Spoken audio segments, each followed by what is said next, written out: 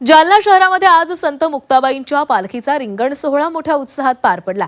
जिल्हा प्रशासनाच्या वतीनं पहिल्यांदाच रिंगण सोहळ्याचं आयोजन करण्यात आलं होतं। या रिंगण सोहळ्याला मराठा आंदोलक मनोज जरांगे पाटील यांच्यासह हजारो भाविकांनी हजेरी लावत पालखीच्या दर्शन घेतलं।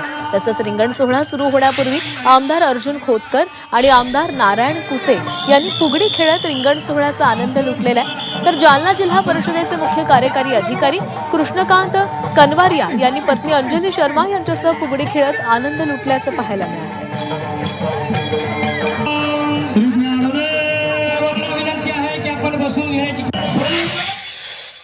खूप जालना जिल्ह्याचं भाग्य म्हणावं लागेल की आपल्याला संत मुक्ताबाईंच्या पालखीच्या सोहळ्याचं रिंगण ते 300-325 वर्षानंतर पहिल्यांदा होत आहे। खूप आपण भाग्यवान आहेत, आपण डोळ्यानं तो सोहळा पाहिला, आपण साक्षीदार झालो त्या सोहळ्याचे। खूप सगळ्या वारकरी बांधवांना मनापासून शुभेच्छा, जमलेल्या सगळ्या भक्तांना पण खूप शुभेच्छा।